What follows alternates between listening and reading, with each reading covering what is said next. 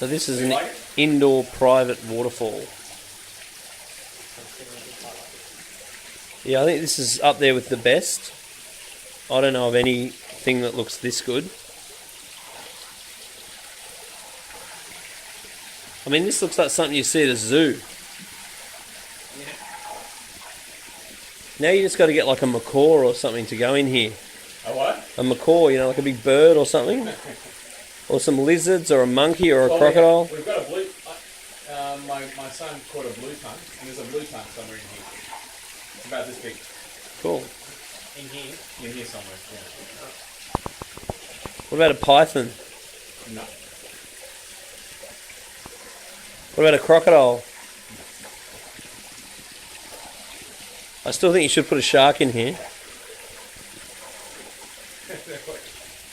And I'm trying to get rid of all the